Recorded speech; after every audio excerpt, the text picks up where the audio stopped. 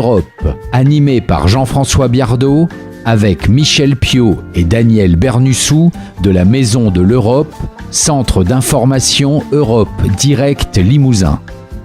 Tout ce qu'on dit sur l'Europe et tout ce qu'on ne dit pas sur l'Europe, eh bien, vous allez le savoir en écoutant cette chronique. Michel, le terrorisme frappe partout en Europe, dans les pays les plus riches comme dans les pays les moins riches. Alors, est-ce que l'Europe fait quelque chose en matière de terrorisme? On l'accuse parfois de ne rien faire. Est-ce que c'est vrai? Alors, en premier lieu, il faut préciser que la lutte contre le terrorisme est avant tout une compétence nationale. Alors cette situation peut effectivement freiner l'avancée de la lutte au niveau européen, dans la mesure où les dispositions européennes peuvent par exemple prendre du temps pour être transposées dans les législations nationales et être appliquées par les États. Alors, cependant, les États membres peuvent coordonner leurs actions et l'Union européenne dispose de moyens et d'acteurs qui lui ont permis d'accroître sa capacité d'action. Alors oui, l'Union européenne de la sécurité avance, même si toutes ces dispositions sont peu ou pas lisibles du point de vue du citoyen européen. Effectivement, en second lieu, il faut bien reconnaître malheureusement que le terrorisme est devenu un phénomène durable qui s'est ancré dans beaucoup de pays européens. Ce sont des milliers de victimes à déplorer depuis le début des années 2000, et ce sont 11 pays européens directement touchés. La France, bien sûr, à plusieurs reprises, mais aussi l'Espagne, le Royaume-Uni ou la Norvège, pour ne citer que les pays où les attaques ont été les plus meurtrières. Alors oui, aucun pays n'est à l'abri, et après chaque attaque, effectivement, nous retrouvons dans l'opinion, dans les médias, des réactions sur le rôle que l'Europe doit jouer, des interrogations sur le bien-fondé de Schengen. Alors, l'Europe, que fait-elle précisément? Alors tout d'abord, reparlons de Schengen. On a communément retenu de Schengen l'absence de contrôle aux frontières intérieures de l'Union européenne. Et on pense que le contrôle aux frontières extérieures n'est pas des plus fiables. Mais peu de citoyens européens savent que l'Union européenne a créé parallèlement le système d'information Schengen. C'est la plus grande base de données policières au monde. Elle regroupe des dizaines de millions de signalements introduits par 32 pays et qui sont à disposition des autorités douanières, policières, judiciaires des pays membres. Donc ce sont des données aussi bien sur des personnes que sur des biens recherchés. Ainsi, un criminel recherché en France est identifiable par les polices de tous les pays ayant accès à cette base de données. Et selon un rapport d'évaluation du système d'information qui a été présenté au Parlement fin 2016, il est indiqué qu'entre le 9 avril 2013, date de la mise en place du nouveau système d'information Schengen, et fin 2015, ce sont 25 000 personnes qui ont pu être arrêtées en vue d'être traduites en justice dans un autre État membre. 12 000 personnes disparues ont été retrouvées, 79 000 personnes interdites de territoire européen ont été détectées.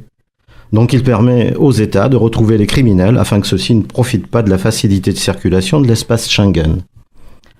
Ensuite, on peut citer un outil aussi très efficace qui a été mis en place par l'Union européenne, c'est le mandat d'arrêt européen. Donc une personne qui a commis un délit grave dans un pays de l'Union européenne, mais qui est identifiée et arrêtée dans un autre pays, peut être remise à la justice du premier dans un délai de moins de 3 mois. Ainsi, Salah Abdeslam, qui avait été mis en cause dans les attentats de Paris, a été remis par la Belgique à la France en moins de 2 mois. Donc c'est une procédure rapide et efficace. Chaque année, la France émet environ 1000 mandats d'arrêt européens qui lui permettent de retrouver des personnes recherchées, et elle remet environ 800 personnes qu'elle a arrêtées à ses partenaires européens. Alors, ce sont les 2 principaux moyens d'action, mais il en existe beaucoup d'autres qui ont été créés ou adoptés plus récemment. C'est le cas du registre des passagers aériens, qui a été mis en place aux États-Unis à la suite des attentats de 2001 et qui a finalement été adopté en avril 2016 par l'Union européenne. Donc les États disposent désormais d'un délai de 2 ans pour retranscrire cette directive dans leur législation nationale. Alors, c'est aussi le système européen des gardes frontières et gardes-côtes. Donc il s'agit là d'un partenariat qui a été créé en 2016 entre l'agence Frontex et les États membres pour renforcer justement la protection des frontières Schengen. Il y a aussi de nombreux réseaux de collaboration, Airpol, dont l'objectif est d'augmenter la sécurité générale des aéroports européens, Atlas, qui réunit toutes les forces d'intervention des États membres, plus la Suisse et la Norvège, pour réaliser des entraînements communs, Pour la France, ce sont bien sûr le RAID et le GIGN qui sont concernés. D'autres réseaux assurent la sensibilisation à la radicalisation et apportent leur soutien aux acteurs engagés dans cette lutte. Bon, alors il y a pas mal de moyens déployés, mais qui coordonne tout cela? Qui fait fonctionner cet ensemble quand même énorme? Alors effectivement, il y a une grande variété de moyens d'action qui sont à disposition des États. Mais il y a aussi des acteurs qui ont des missions spécifiques dans le domaine de la lutte antiterroriste. C'est le cas d'abord d'Europol, l'agence européenne de la lutte contre la grande criminalité, qui abrite depuis janvier 2016 le Centre européen de la lutte antiterroriste. Elle est située à La Haye, aux Pays-Bas. Elle a un rôle d'appui, d'expertise auprès des pays membres pour ce qui concerne les opérations des services répressifs, les échanges d'informations sur les activités criminelles. Elle est responsable devant le Conseil des ministres de la Justice et des Affaires intérieures de l'Union européenne.